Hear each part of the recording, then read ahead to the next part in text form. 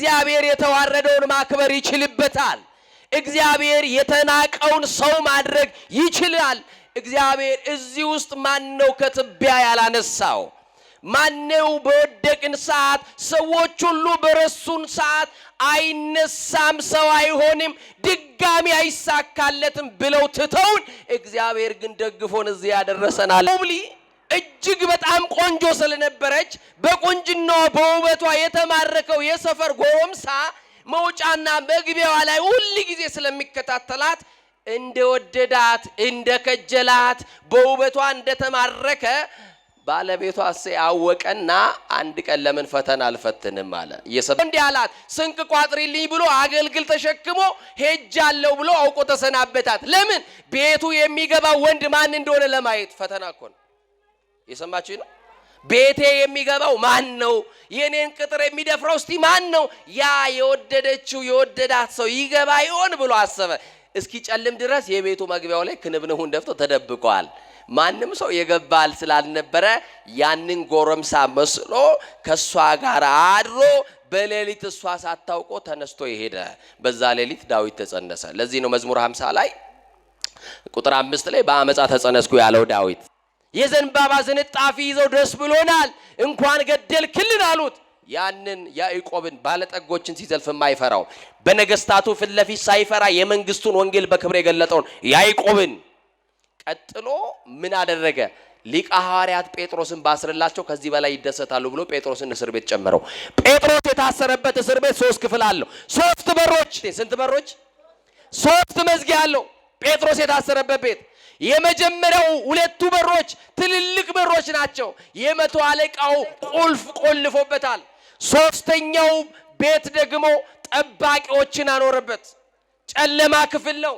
በርና መስኮቱ የማይለይበት ድቅድቅ የሆነ ጨለማ። ዳዊት እንቅልፍ የነሱ ጠላቶች በዙሪያው ነበሩና ፍርሃት ተሰማው። ዳዊት በአንድ ወቅት ውስጣዊም ውጫዊም የሆነ ፍርሃት ነበረበት። ያ ፍርሃት ደግሞ የመጣው ዙሪያውን በከበቡ ጠላቶቹ ነበረ። ፈርተህ ታውቃለህ ወንድሜ? እህቴ ፈርተሽ ታውቂያለሽ? አዎ ፈርተን እናውቃለን። የሆነ ጊዜ ፍርሃት ይሰማናል። ፍርሃቱ ምንጩን ልናውቀውም ላናውቀውም እንችላለን። ታዲያ ያን ፍርሃት ለማስወገድ ወዴት እንሄዳለን? ከኛ ወደሚበልጥ ጠንካራ ወደሆነ ሰው ልንሄድ እንችላለን።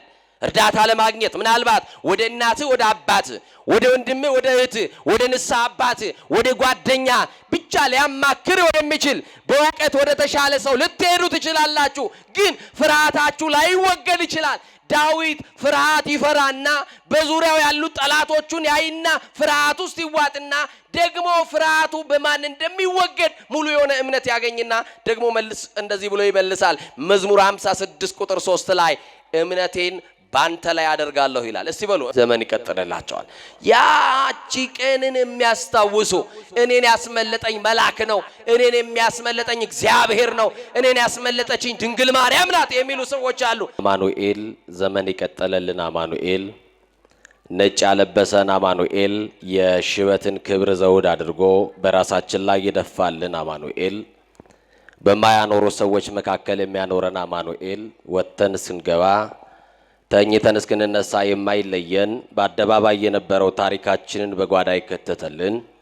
ያየብንን ያላሳየብን የሰማብንንም ያላሰማብን ገመና ሸፋኝ ጓዳ ከታች ከባት ያበሳ የሆነው የድንግል ማርያም ልጅ መድኃኔ ዓለም ኢየሱስ ክርስቶስ ስለ ጠብቆቱ ስለ ቸርነቱ ክብርና ምስጋና አምልኮና ወዳሴ ለገናናው ስሙ ይሁን። እጅግ ተወዳጁ አባታችን መላከ ብርሃናት ቆሞስ አባ ተክለወልድ ከታላቁ ደብረ ቅዱስ ደብረ ጽጌ ማርያም እናውቃቸዋለን። ብዙ ኢትዮጵያውያን ያውቋቸዋል። የታላቁ ገዳም በረከት ደርሷቸዋልና እሳቸውን ስለሰጣችሁ እግዚአብሔርን እስቲ ከፍ አድርጋችሁ አመስግኗቸው። በደንብ ደስ ያላችሁ አትመስሉም? በደንብ አመስግኑ እስቲ።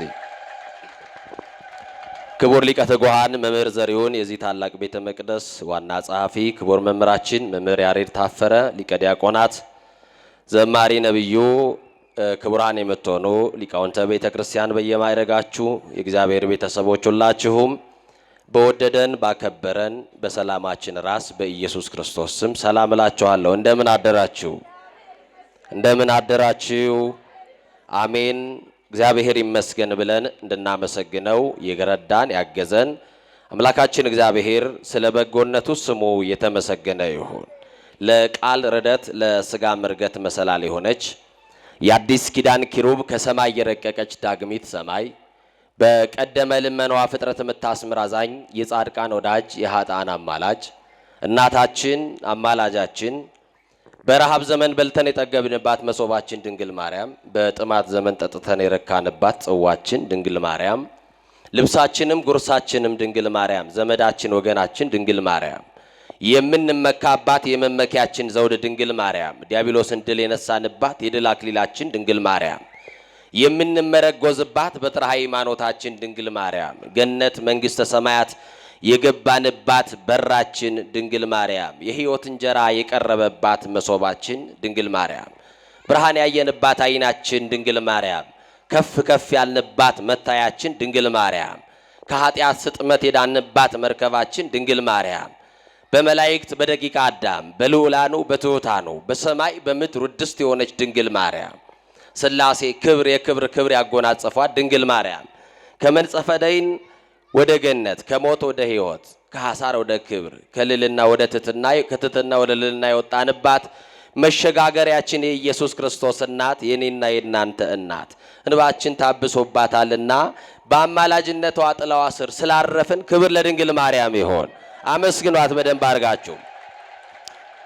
ዘውትር በመንገዳችን እየቀደመ በረዳትነቱ በጠብቆቱ ሁል ጊዜ የሚረዳን መጋቤ ብርሃናት ታላቁ መልአክ ቅዱስ ዑራኤል በረከቱ ይደርብን፣ ጠብቆቱ አይለየን። ደግ መልአክ ነው፣ ሕፃናትን የሚያሳድግ ሁላችን ያደግንበት መልአክ ነው። ከፍ አድርጋችሁ እስቲ ለመጋቤ ብርሃናት ለቅዱስ ዑራኤል አመስግኑ። የጠቢባን ዕውቀት ነው፣ የስሑታን ማስተዋልን የሰጠ እሱ ዑራኤል ነውና ለኛም ጥበቡን ማስተዋሉን እንዲያድለን የአምላካችን በጎ ፈቃዱ ይሁንልን። ባለችን ጥቂት ደቂቃ የሚያጸናንና የሚያጽናናንን የእግዚአብሔርን ሐሳብ የእግዚአብሔርን ቃል እንሰማለን። ማን ያስተምረን ወገኖቼ? ማን ይምከረን? የምንማማርበት የትምህርታችን ርዕስ ማይዜ ትመጽእ ሀቤ ወደ እኔ መቼ ትመጣለህ የሚል ነው። እስቲ ከኔ ጋር ወደ እኔ ይበሉ። መቼ ትመጣለህ? ወደምታለቅሱበት ጎጆአችሁ ላይ አማኑኤል ይምጣላችሁ። ወደሚበጠበጠው ትዳራችሁ ላይ መድኃኔ ዓለም ይምጣላችሁ። ያዘመመው ጎጆአችሁን ቀና ሊያረግላችሁ መድኃኔ ዓለም ይምጣላችሁ። እስቲ ይምጣልን የምትሉ ከፍ አድርጋችሁ አመስግኑት። ይመጣል መድኃኔ ዓለም። አልቅሰን አንቀርም፣ እግዚአብሔር እንባችንን ያብስልናል። አንገታችንን ሰብረን አንቀርም፣ ቀና ሊያረገን ይመጣል። ካለንበት ሕይወት ከጨለማ ሊያወጣን አማኑኤል ይመጣል። በፈረሰው ቅጥራችን ላይ ሙሉ ሆኖ ሊቆም የሚችለው መድኃኔ ዓለም ብቻ ነው። ደግሞ የሚመጣው ቀኑ ሲጨልምብን ይመጣል። በምሽታችን ላይ ምሽት የሌለበት እውነተኛው ፀሐይ መድኃኔ ዓለም ይመጣል። ተስፋ አድርጎ ጠብቁት። መድኃኔ ዓለም ይመጣል። በሉ እስቲ ይመጣል ያላችሁ አመስግኑ መድኃኔ ዓለምን። ይሄንን ቃል የተናገረው ንጉሠ እስራኤል ነቢየ እግዚአብሔር ቅዱስ ዳዊት ልበ አምላክ የተናገረው ቃል ነው። ዳዊት የቃሉ ትርጉም ህሩይ ማለት ነው፣ የተመረጠ ማለት ነው። እስቲ የተመረጠ በሉ። እግዚአብሔር የአብራካችሁን ክፋይ ይምረጥላችሁ፣ ልጆቻችሁን ለአገልግሎት ይለይላችሁ፣ ለክብሩ ይለይላችሁ፣ ለቅድስና ይለይላችሁ። ለቅድስና የተመረጠ ነው ዳዊት፣ ለአገልግሎት የተለየ ነው ዳዊት። አባቱ እሴይ እናቱ ሁብሊ ይባላሉ። ቅዱስ ዳዊት እግዚአብሔር ከእረኝነት አንስቶ ንጉሥ ያደረገው ነው። እግዚአብሔር የተዋረደውን ማክበር ይችልበታል። እግዚአብሔር የተናቀውን ሰው ማድረግ ይችላል። እግዚአብሔር እዚህ ውስጥ ማነው ከትቢያ ያላነሳው? ማነው በወደቅን ሰዓት ሰዎች ሁሉ በረሱን ሰዓት አይነሳም ሰው አይሆንም ድጋሚ አይሳካለትም ብለው ትተውን እግዚአብሔር ግን ደግፎን እዚህ ያደረሰናልን። አመስግኑት እግዚአብሔርን። እግዚአብሔር ይችላል፣ ማንሳት ይችላል። ይችላል አይችልም? እስቲ እግዚአብሔር ማንሳት ይችላል በሉ። እግዚአብሔር ማንሳት ይችላል አይችልም? እግዚአብሔር ሰው ማድረግ ይችላል አይችልም? መለወጥ ይችላል አይችልም? መጠገን ይችላል አይችልም? ይችላል እግዚአብሔር። አንዳንድ ጊዜ ራሳችሁ ታግላችሁ መለወጥ የማትችሉትን ነገር ተውት ለእግዚአብሔር። እግዚአብሔር ይችላል ብላችሁ ተውት። እግዚአብሔር አዋቂ ነው፣ ሁሉን ነገር ማስተካከል ይችላል። የኛ ዕውቀት፣ የኛ ስልጣን፣ የኛ ገንዘብ የማይለውጠውን ነገር እግዚአብሔር ግን ይለውጠዋል። እግዚአብሔር ታሪክን የሚለውጥ ነው። በጣም የሚገርማችሁ እንደው አጠር አድርጌ የአባትና የእናቱን ነገር ልንገራችሁ። የቅዱስ ዳዊት እናት ሁብሊ ትባላለች። እስቲ ሁብሊ በሉ። እጅግ መልከ መልካምና ቆንጆ ናት። ምን አልኳችሁ? በጣም መልከ መልካምና ቆንጆ ናትና ከጎረቤታቸው ያለ ጎልማሳ መልኳን እያየ በአጸ ዝሙት ተነደፈ። አያድርስ እኮ ነው ወገኖች። ዛሬ ሰው በር ላይ የሚያንጎዳጉደው ስንት ነው? ሺህ እኮ ነው ሰው በር ላይ የሰው መውጫና መግቢያ እየጠበቀ ሰው ቤት የሚያንጎዳጉድ፣ የሰው ቤት ገብቶ ትዳር የሚበጠብጥ አለ። የራሱ መኖር ሲያቅተው የሰው ቤት ዘው ያለ ሰው። ኧረ እግዚአብሔር እግሮቻችን ይሰብስብልን። እንዲህ ካለ ክፉ ነገር መድኃኔዓለም በእውነት ይጠብቀን። እና ይሄ ጎልማሳ የሰው ሚስት ተመኘ። እንደው ኃጢአት እኮ ነው ወገኖች፣ ኃጢአት ነው አይደለም? ዛሬማ እንደው ኖርማል አድርጎታል ሰው ሁሉ። እና ሁብሊ እጅግ በጣም ቆንጆ ስለነበረች በቁንጅናዋ በውበቷ የተማረከው የሰፈር ጎረምሳ መውጫና መግቢያዋ ላይ ሁሉ ጊዜ ስለሚከታተላት እንደወደዳት እንደከጀላት በውበቷ እንደተማረከ ባለቤቷ ያወቀና አንድ ቀን ለምን ፈተና አልፈትንም አለ። እየሰማችሁኝ ነው? ትዳራችሁ ፈተና ውስጥ ያለ፣ በመልካችሁ የተነሳ በውበታችሁ የተነሳ ፈተና ውስጥ ያላችሁ ሴቶች፣ ባለባበሳችሁ የተነሳ ፈተና ውስጥ ያላችሁ ሰዎች፣ ሌሎችን ሰዎች ገደል እየከተታችሁ ያላችሁ፣ ክርስቲያን ሆናችሁ ማይተብ አስራችሁ ቤተ ክርስቲያን መጣችሁ እያስቀደሳችሁ ከዚህ በኋላ ያለው ልብስ አውልቃችሁ ደግሞ እየተገላለጣችሁ እርቃን የምትለብሱ እግዚአብሔር የማይከብርበት መጽሐፍ የሚናገረው እንዲህ ነው። ለወንድም ማሰናከያ ከምትሆን የወፍጮ ድንጋይ በአንገት ታስሮ ወደ ጥልቁ ብትወርድ ይቀልሃል ይላል። ወገኖቼ ለሰዎች ውድቀት ምክንያት እንዳትሆኑ እህቶቼ አደራችሁን የምትለብሱትን ልብስ ምረጡ። ዛሬ ሴቱ ብቻ አይደለም ወንዱ ራሱ ሱሪውን ጥሎ እየሄደ ነው ያለው። እግዚአብሔር ይድረስልን ወገኖቼ። እርቃን እኮ ክብር አይደለም። ክብር ነው? ክብር አይደለም። ስለዚህ አንድ ቀን እሰይ ፈተና ፈትናለሁ አለ። ምን እላለሁ? ፈተና ፈትናለሁ አለ። ይገርማቸዋል። አንድ ሰው አሜሪካ ናት ልጅቱ ያለችው፣ እሱ አዲስ አበባ ነው። እና እንዲህ አለች፣ በቃ ብዙ አመት በስልክ አወራን፣ ቤተሰቦቼ ያሉት እዚህ አካባቢ ነውና ሽማግሌ ላከ፣ እኔ ከአሜሪካ መጣለሁ አለችው። በቃ ጥሩ ነው አለና ሽማግሌ ላከ። የሰማችሁ ነው? የሰርጉ ቀን ደሞ ቆረጥና እመጣለሁ አለችው። የተወሰነ ፈቃድ ወስጄ የሰርጉን ቀን ፈቃድ። ከዛ በኋላ አንድ ቀን እንዲህ ብላ አሰበች፣ ይሄ ሰው በእውነት እኔን ይወደኛል ወይንስ እኔን መሰላል ሊያደርግ ነው?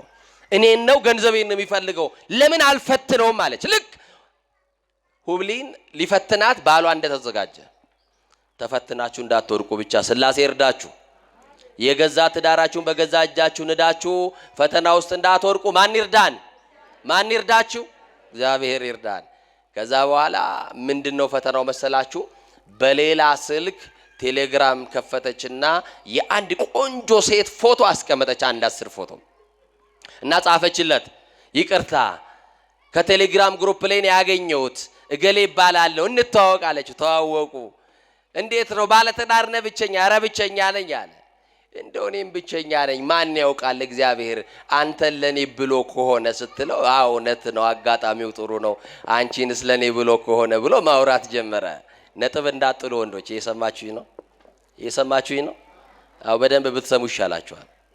አራት ችግር የለም አለና ማውራት ጀመረ። እዛ ጋር እኮ ፕሮፖዝ ያደረገው ነገር አለ። ልብ አድርጉ። ሽምግልና የላከበት ጉዳይ አለው፣ ያልጨረሰው ታሪክ አለ። እና ከዛ በኋላ ምን አለችው?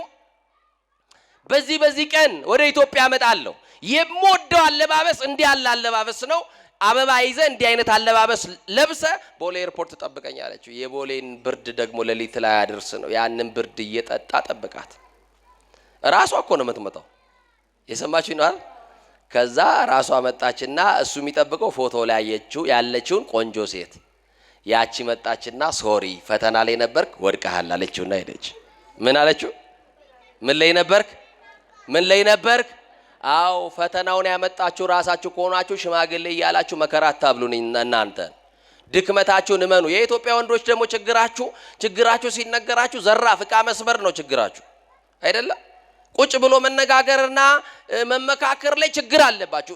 ጥፋታችሁን ማመን ችግር አለባችሁ። ሕያው አምላክ ምስክር እና ወደ ሁብሊ ስመለስ እሴይ የእርሷ ፈቃድ መሆኑን አይቶ መንገድ የሚሄድ ሰው መስሎ እንዲህ አላት፣ ስንቅ ቋጥሪልኝ ብሎ አገልግል ተሸክሞ ሄጃለሁ ብሎ አውቆ ተሰናበታት። ለምን? ቤቱ የሚገባው ወንድ ማን እንደሆነ ለማየት። ፈተና እኮ ነው። የሰማችሁ ነው። ቤቴ የሚገባው ማን ነው? የኔን ቅጥር የሚደፍረው እስቲ ማን ነው? ያ የወደዳት ሰው ይገባ ይሆን ብሎ አሰበ። እስኪ ጨልም ድረስ የቤቱ መግቢያው ላይ ክንብንሁን ደፍቶ ተደብቋል። ማንም ሰው የገባል ስላልነበረ ያንን ጎረምሳ መስሎ ከሷ ጋር አድሮ በሌሊት እሷ ሳታውቆ ተነስቶ ይሄደ።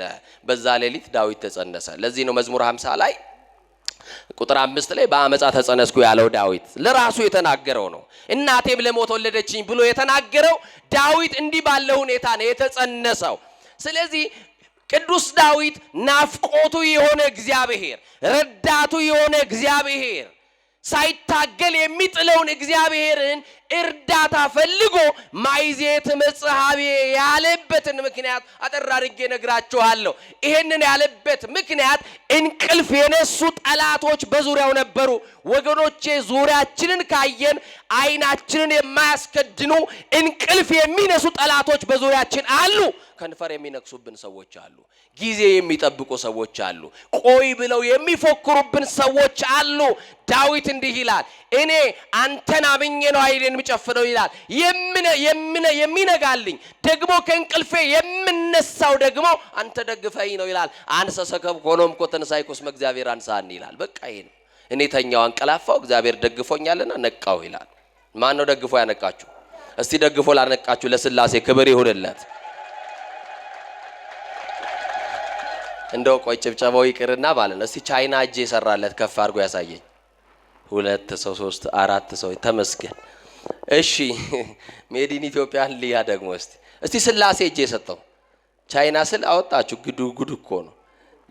እስቲ ለስላሴ አመስግኑ። ለኔ አይደለም ለሰባኪ ሞራል ይመስላችኋል እንዴ?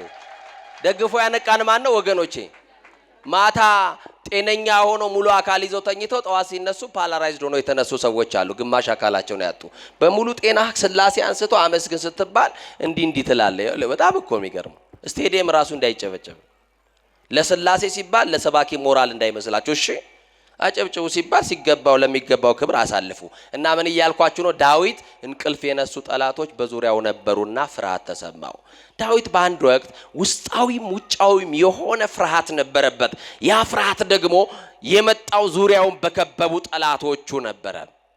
ፈርተህ ታውቃለህ ወንድሜ? እህቴ ፈርተሽ ታውቂያለሽ? አዎ ፈርተን እናውቃለን። የሆነ ጊዜ ፍርሃት ይሰማናል። ፍርሃቱ ምንጩን ልናውቀውም ላናውቀውም እንችላለን። ታዲያ ያን ፍርሃት ለማስወገድ ወዴት እንሄዳለን? ከኛ ወደሚበልጥ ጠንካራ ወደሆነ ሰው ልንሄድ እንችላለን። እርዳታ ለማግኘት ምናልባት ወደ እናት ወደ አባት፣ ወደ ወንድም ወደ እህት፣ ወደ ንስሐ አባት፣ ወደ ጓደኛ ብቻ ሊያማክር ወደሚችል በእውቀት ወደ ተሻለ ሰው ልትሄዱ ትችላላችሁ። ግን ፍርሃታችሁ ላይወገድ ይችላል። ዳዊት ፍርሃት ይፈራና በዙሪያው ያሉ ጠላቶቹን ያይና ፍርሃቱ ውስጥ ይዋጥና ደግሞ ፍርሃቱ በማን እንደሚወገድ ሙሉ የሆነ እምነት ያገኝና ደግሞ መልስ እንደዚህ ብሎ ይመልሳል። መዝሙር 56 ቁጥር 3 ላይ እምነቴን ባንተ ላይ አደርጋለሁ ይላል። እስቲ በሉ እምነቴን በሉ ባንተ ላይ አደርጋለሁ። በቃ እግዚአብሔር ላይ እምነታችሁን ከጣላችሁ ፍርሃት ይወገዳል። ምን ይወገዳል? እንዲህ ካለ በኋላ እንደዚህ ይላል፣ በእግዚአብሔር ታምኛለሁና አልፈራም ይላል። እስቲ በሉ በእግዚአብሔር ታምኛለሁና በሉ ምን አለልም አልፈራም ማለት በማታ አምነናል። ስለዚህ ዙሪያችን የከበቡ ጠላቶች እያሉ ወተን ምንገባው ማን ላይ ስለታመንን ነው? አቤት ምቹ ቀን የሚጠብቁ ጠላቶች እያሉ ወተን ምንገባው ተኝተን ምንነሳው ማንን አምነን ነው? አይናችን ምን ከርነው ማንን አምነን ነው? እሱም ደግሞ ታምኖ አይናችን ይገልጥልናል፣ አዲስ ቀን ያሳየናል።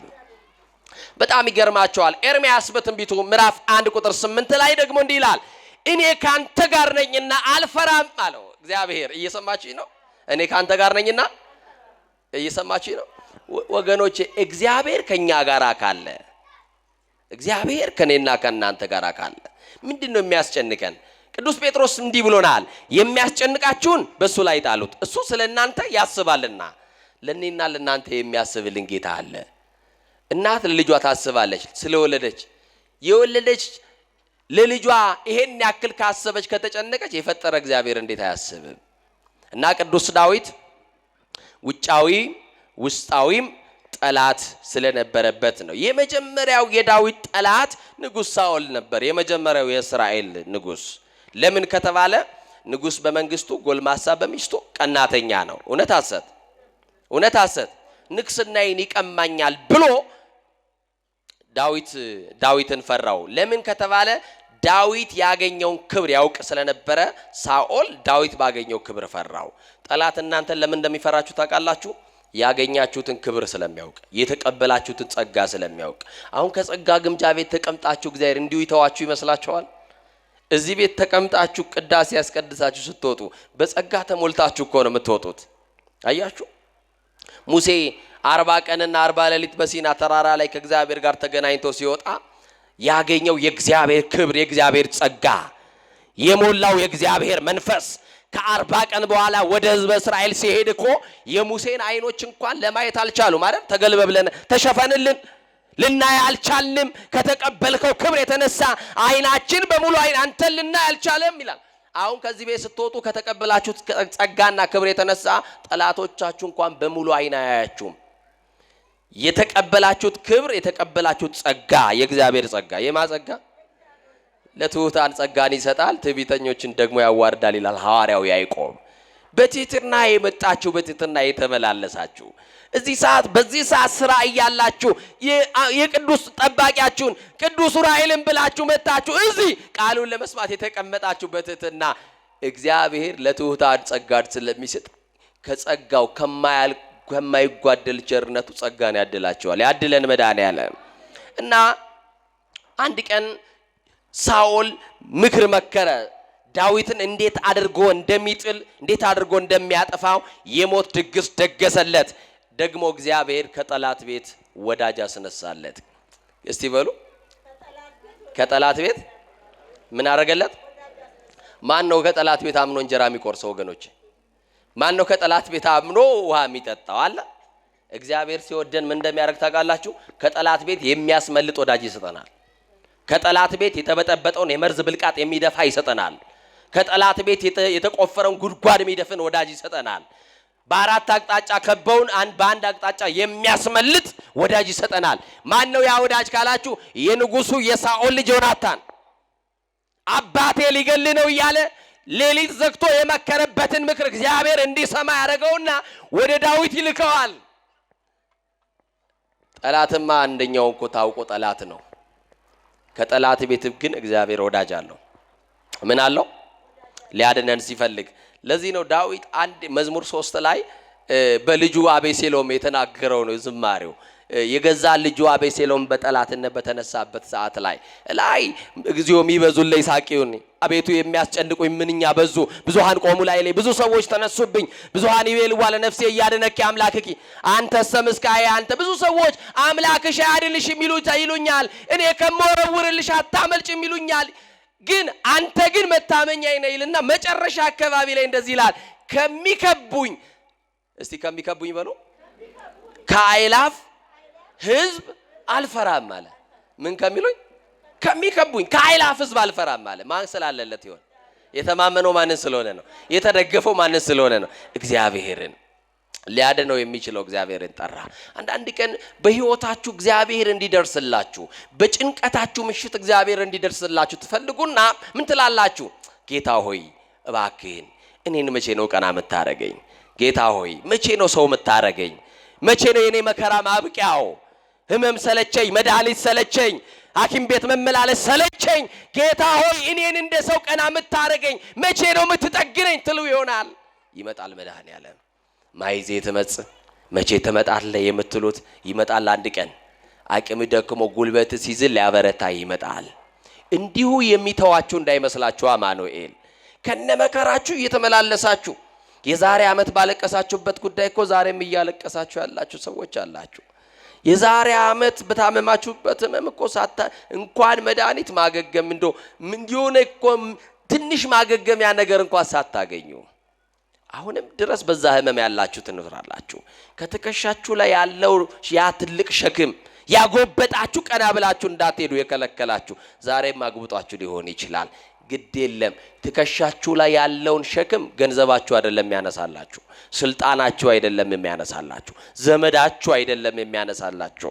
አርዑት ሰናይ ወጾር ቀሊል ውእቱ ኢየሱስ ክርስቶስ። እሱ ቀላል ሸክም የለዘበ ቀንበር ነውና ክርስቶስ ቀንበራችሁን ከትከሻችሁ ላይ ይሰብረዋል፣ ያነሳላችኋል።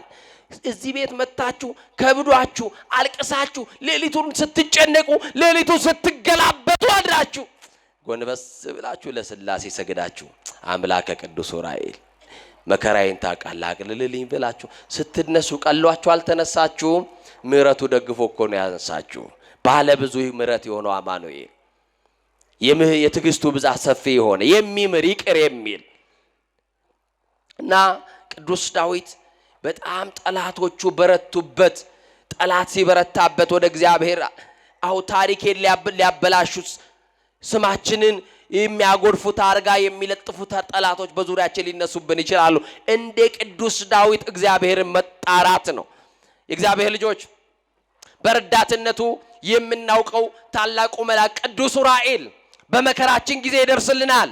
ማይዜተ መጻቤ ብለን ወደ እግዚአብሔር ስንጣራ እግዚአብሔር ጸሎታችንን ሲሰማ እግዚአብሔር ልመናችንን ሲያደምጥ ወደ ሕይወታችን የሚልክልን የመጀመሪያው መልአክ ቅዱስ ዑራኤል ነው። ዛሬ ይሄ መልአክ ወደ ሕይወታችን ይላክልን። ጠላት ያስቀመጠውን እንቅፋት ሊያነሳልን ቅዱስ ዑራኤል ከመንገዳችን ይቅደምልን። ጠላት የበጠበጠው መርዝ ሊደፋልን ከሕይወታችን ምዕራፍ ይቅደምልን። መልአኩ ሲቀድም እስራቶቻችን ሁሉ ይፈታሉ። መልአኩ ሲመጣ የታሰርንበትን ሰንሰለት ይቆርጣል። ከየትኛውም እስራት ውስጥ ብንሆን ልንፈታ እግዚአብሔር የሚልክልን መልአክ ብርሃናዊ የሆነ መልአክ። ይሄ መልአክ እኮ በጣም የሚገርማችሁ ከመቤታችን ከቅድስት ድንግል ማርያም ጋር የተሰደደ መልአክ ነው። ወደ ኢትዮጵያ አብሯት የመጣ የኢትዮጵያ ገዳማት ምስረታ ላይ ትልቁ ዋነኛው ባለድርሻ ቅዱስ ዑራኤል ነው። ቅዱስ ዑራኤል የሌለበት ቤተ መቅደስ ምን አለ? ደሙ የነጠበበት የክርስቶስን ደም በዓለም ሁሉ የረጨ ታላቅ መልአክ ቅዱስ ዑራኤል ነው። የቅዱስ ዑራኤል እጅ የሌለበት የለም። ስለዚህ ይሄ መልአክ በሕይወታችሁ እንዲላክ ትፈልጋላችሁ? እስቲ ቅዱስ ዑራኤል በሉ። አልሰማዋችሁም? ይሄ መልአክ ከወህኒ ቤት ያወጣል። ይሄ መልአክ እስራት ይፈታል። ይሄ መልአክ ከጭንቀት ይገላግላል። ይሄ መልአክ እንባን ያብሳል። ይሄ መልአክ ፈዋሽ ነው። ይሄ መልአክ አጽናኝ ነው። ይሄ መልአክ ከጨለማ ወደ ብርሃን ያወጣል። ከተሳሳተ ጎዳና ወደ እውነተኛ መንገድ ይመራል። መሪ ነው ዑራኤል። እና ይገርማችኋል በዚህ በሐዋርያት ሥራ ምዕራፍ 10 ቁጥር 12 ላይ አንብባችሁ ታሪኩን ታውቃላችሁ። ሊቀ ሐዋርያት ቅዱስ ጴጥሮስ በታሰረ ጊዜ ሄሮድስ ያዕቆብን በመግደሉ አይሁዳውያን ተደስተው በያዕቆብ መሞት ተደስተናል፣ ደስ ብሎናል ብለው ደስታቸውን ሲገልጡ ያሳዝናል። የሰው ውድቀት ዛሬ ሰበር ዜና ነው። አባ ገሌ የሚባሉ አባት እንዲሆኑ ሰበር ዜና ብሎ ሚዲያ ላይ ያሰራጫሉ። እንዴት የሰው ውድቀት ሰበር ዜና ይሆናል? ነውር አይደለም እንዴ ወገኖቼ? የሰው ውድቀት የሰው ሞት የሚያስደስተን በዛ ዘመን የነበሩ አይሁዶች ሐዋርያው ያዕቆብን በሰይፍ ስለገደለላቸው ደስታቸውን ለመግለጽ የሄሮድስን ቤተ መንግስት በደስታ የዘንባባ ዝንጣፊ ይዘው ደስ ብሎናል እንኳን ገደልክልን አሉት። ያንን ያዕቆብን ባለጠጎችን ሲዘልፍ የማይፈራው በነገስታቱ ፊት ለፊት ሳይፈራ የመንግስቱን ወንጌል በክብር የገለጠውን ያዕቆብን ቀጥሎ ምን አደረገ? ሊቀ ሐዋርያት ጴጥሮስን ባስርላቸው ከዚህ በላይ ይደሰታሉ ብሎ ጴጥሮስን እስር ቤት ጨመረው።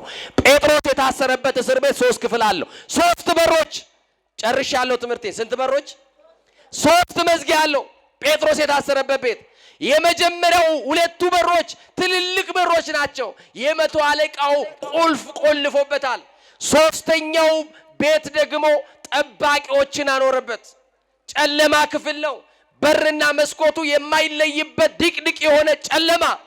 ልብ አድርጉ። ጴጥሮስ ጥፋት የለበትም። የታሰረው ደግሞ ከማርቆስ እናት ቤት ተሰብስበው ከሚጸልዩበት ቤት አውጥተው ለብቻው ነው ያሰሩት። የታሰረው ደግሞ በቀን ነው። መቼ ነው የታሰረው? ጠይቃቸዋለሁ አላ መቼ ነው የታሰረው? በቀን ነው የታሰረው።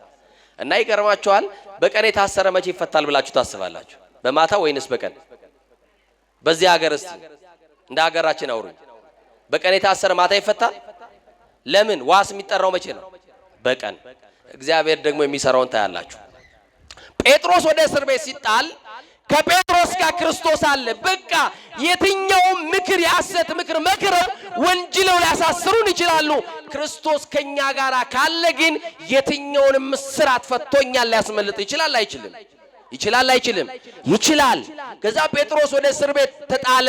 እንዲህ ነው የሚለው፣ በጴጥሮስ መታሰር ምክንያት በቤተ ክርስቲያን ጸሎት ይደረግ ነበር ይላል።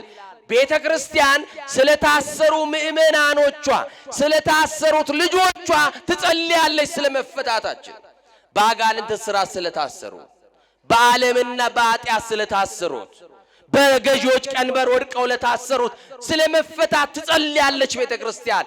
ከየትኛውም እስራት እንታሰር፣ የኛ አምላክ እግዚአብሔር እስራታችንን ይቆርጣል።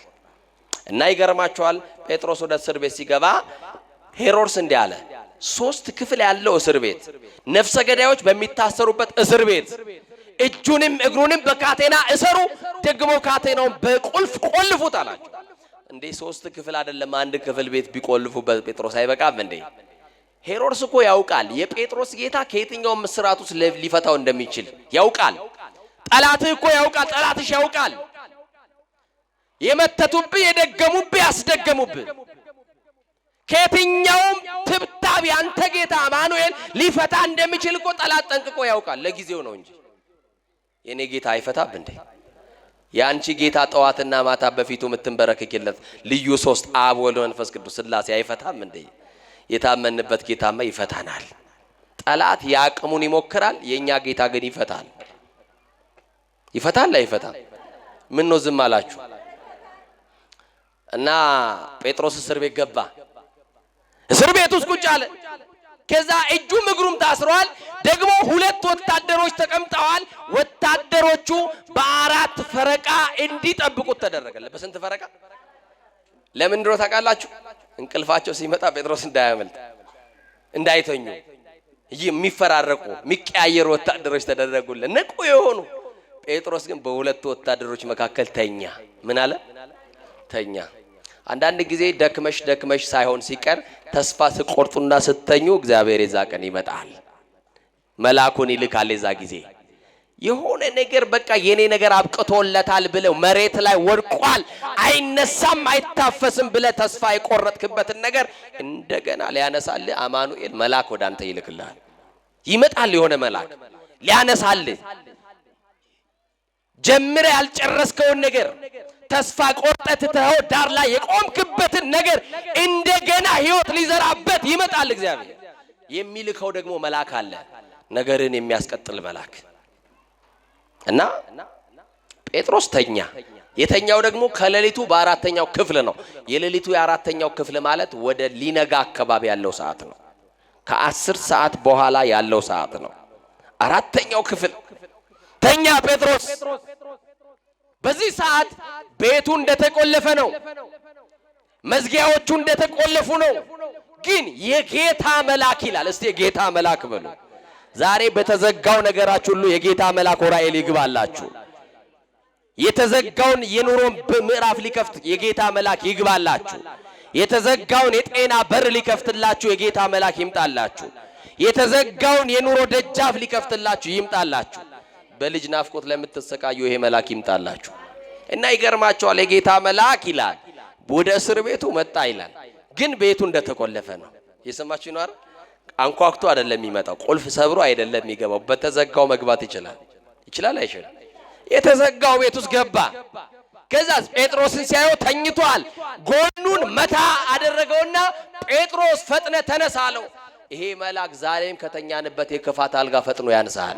ከዝሙቱ አልጋ ፈጥኖ ያንሳን፣ ከርኩሰቱ መንደር ላይ ያንሳን እና ፈጥነ ተነሳ አለው። እንዴት እጅና እግሩ የታሰረ ሰው ፈጥኖ ይነሳል? ንገሩኝ እስቲ። እጁ እግሩ የታሰረ ሰው ተነስ ይባል ፈጥኖ ይነሳል እንዴ? እጅ እኮ ያስፈልጋል ለመነሳት አይደል? እግርም መተባበር አለበት። ግን ያዘዘው ማን ነው? የጌታ መልአክ። የጌታ መልአክ ያንተ ነገር እንደገና ይነሳ ካለ ማንሳት ይችላል። ያንተ ኑሮ እንደገና ይለምልም ካለ መለምለም ይችላል። ያንቺ ነገር እንደገና ይስተካከል ካለ መስተካከል ይችላል አይችልም? ይነሳ አለ። በቃ አዘዘው መልአክ። ብድግ አለ ጴጥሮስ። ሲነሳ እጁ ላይና እግሩ ላይ ታስሮ የነበረበት ሰንሰለት ወድቆለታል። ሰንሰለቱ ተፈቷል።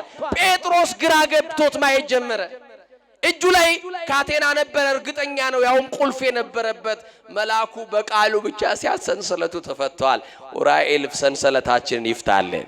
የታሰርንበት ብዙ እስራቶች አሉ። ዛሬ ይህንን እስራት ይቁረጥልን ይሄ መልአክ እና ጴጥሮስ ግራ ገባው። እንደው ምን ይላል መሰላችሁ? የሚያየው ህልም መሰለው ይላል። ምን መሰለው? አንዳንድ ጊዜ እግዚአብሔር ከሚያደርግልን ተአምር የተነሳ ህልም ምና ይመስለናል። ሁላ ህልም እየተደረገልኝ ነው፣ እየሆነልኝ ነው፣ እየተሳካ በእውነት የኔ ነው ይሄ ነገር እንላለን። እግዚአብሔር የሚያደርግልን ነገር እና ጴጥሮስ ተከተለኝ አለው። ምን በለኝ? አዎ መልአኩ ነው መቅደም ያለበት። መልአኩ ከቀደመ እኛን ከየትኛውም እስራት ውስጥ ከየትኛውም የተዘጋብን ነገር ሁሉ ያወጣናል። ጴጥሮስ ተከተለኝ ሲለው ጴጥሮስ ከመልአኩ ኋላ መልአኩን መከተል ሲጀምር በሩ ጋር ይቆማል፣ በሩ ይከፈታል። በሩ ጋር ይቆማል፣ በሩ ይከፈታል። በሩን እንኳን መልአኩ በእጁ አይነካም፣ ዝም ብሎ ወደ በሩ ይሄዳል። እየከፈተ ሶስተኛው በር ጋር አቆመው። ሶስተኛው በር ግን ወደ ከተማ የሚያወጣ በር ነበር። ወዴት የሚያወጣ? መዝጊያውም የብረት ነው፣ እጅግ ትልቅ በር ነበር ይላል። ታዲያ ሁለቱም በር ያሻገረ ሶስተኛውን ያቀተዋል ብላችሁ ታምናላችሁ? ጴጥሮስ የጸለየው ወደ እኔ መቼ ትመጣለህ ብሎ ነው ይሆን? ማይዜ ትመጽ ወደ እኔ መቼ ነው የምትመጣው? ጌታ ሆይ ልትረዳኝ፣ ዋስ ሆኖ የሚያስፈታኝ የለም። ጌታ ሆይ ብናገር የሚያዳምጠኝ የለም። እኔ አንተ ባሪያ፣ እኔን ግን ማስመለጥ ትችላለህ ብሎ ነው ሁሉን ነገር ለእግዚአብሔር ትቶለት የተኛው። የተደገፈበትን ያውቃል ጴጥሮስ። ከዓለም የመረጠውን ሚስትና ልጆቹን ትቶ የወጣለትን ጌታ ያውቀዋል ጴጥሮስ። ዝም ብሎ መልአክ ሲል እንደላከለት አውቋል፣ ግን ህልም መስሎታል። እጁ ላይና እግሩ ላይ ያለውን ሰንሰለት 10 ጊዜ እያረጋገጠ ሰንሰለቱ እንደሌለ ይገረማል። ብቻ ወደ በሩ ደረሰ። ልክ ሶስተኛው በር አጠገብ መልአኩ ሲደርስ በሩ ራሱ አውቆ ተከፈተላቸው ይላል። አመስግኑት እግዚአብሔርን። ይገርማል አይደል? ሴንሰር የሌለው በር ራሱ መልአኩን አይቶ ሴንስ ሲያደርግ ይገርማል አይደል? በሩ እኮ የብረት በር ነው። መልአኩን ግን ያውቀዋል። ያንቺ የተዘጋብሽ ነገር ሁሉ ለመልአኩ ይነገር። ለማን አልኩኝ? መልአኩ ቅዱስ ኡራኤል የተዘጋውን ነገር ሁሉ መክፈት ይችላል። ምን ማለት? የተዘጋውን ምን ማለት ይችላል? መክፈት ይችላል። የትኛውም በር ሊሆን ይችላል። ስልጣን መክፈት ማይችለውን፣ ገንዘብ መክፈት ማይችለውን ለእግዚአብሔር ንገሩት። እግዚአብሔር ደግሞ ቅዱስ ኡራኤልን ልኮ ነገራችሁን ሁሉ ያስተካክለዋል። ማይዜ ተመጽ እያላችሁ በመጠባበቅ ላይ ያላችሁ እግዚአብሔር ቀኑን ቅርብ ያርግላችሁ፣ ዛሬ ያድርግላችሁ። የመጎብኛ ቀናችሁ ዛሬ ይሁን። የበረከት ቀናችሁ ዛሬ ይሁን። ጓዳ ጎድጓዳችሁ ያልተባረከ ሰላም ያጣችሁ፣ በትዳራችሁ ሰላም ያጣችሁ፣ ጤና ያጣችሁ እግዚአብሔር በጎደለባችሁ ነገር ሁሉ ሙሉ ሆኖ ይቆምላችሁ። እግዚአብሔር መንፈስ ቅዱስ ከሁላችን ጋር ይሁን። እስቲ እጆቻችሁን ከፍ አድርጉና አመስግኑ ሥላሴን። ለቅዱስ ዳዊት የደረሰ እግዚአብሔር ከጠላቶች ያስመልጥ፣ እናንተንም ከማታውቁት ጠላት ያስመልጣችሁ። ቅዱስ ጴጥሮስን ከእስር ቤት ያወጣ እናንተንም ከታሰራችሁበት ሰንሰለት ይፍታችሁ። በደንብ አድርጋችሁ ለሥላሴ ክብር ዘምሩላ፣ አመስግኑለት እንጂ በደንብ ኧረ ድገሙና አመስግኑ። ለቅዱስ ኡራኤል ለጠባቂያችሁ አመስግኑ በደንብ። እግዚአብሔር ስሙ የተመሰገነ ይሁን። ማን የተመሰገነ ይሁን? ማን የተመሰገነ ይሁን? አሁን ብዙ ተስፋ እንዳደረጋችሁ በእግዚአብሔር ላይ ተስፋ እንዳደረጋችሁ እርግጠኛ ነኝ። እውነት አሰብ በማን ላይ ተስፋ እናደርግ? ማንን እንጠብቀው? ከነ ጉድለታችን እንጠብቀዋለን። ከነ ምናችን ቢጎርልም በጊዜው በጠበቅነው ሰዓት ባይመጣም እግዚአብሔር በራሱ ጊዜ ይመጣልና እንጠብቀዋለን። እስቲ እንጠብቀዋለን በሉ። ትጠብቁታላችሁ? አንድ ቀን ይመጣል። ማይዜ ተመጽ በሉት። መቼ ነው የምትመጣው በሉ። ይመጣል አንድ ቀን። ተስፋ በቆረጥክባት ምሽት ላይ ይመጣል። አንዳንድ ቀን ተስፋ ቆርጦ ሰዎች በቃ የመጨረሻ ምሽቴ ብሎ ደብዳቤ ጽፈው የሆነች ወረቀት አስቀምጠው ራሳቸውን ሊያጠፉ በራቸውን ይዘጉና የሆነ መልአክ በማያስቡት መንገድ የመርዙን ብልቃት ድፍት ያደርግና ዘመን ይቀጥልላቸዋል። ያቺ ቀንን የሚያስታውሱ እኔን ያስመለጠኝ መልአክ ነው፣ እኔን የሚያስመለጠኝ እግዚአብሔር ነው፣ እኔን ያስመለጠችኝ ድንግል ማርያም ናት የሚሉ ሰዎች አሉ። እስቲ ከሞት ያመለጣችሁ እግዚአብሔርን አመስግኑ። የምስጋና ቀን ነው። የምስጋና ቀን ነው። አምላካችን እግዚአብሔር ስሙ የተመሰገነ ይሁን።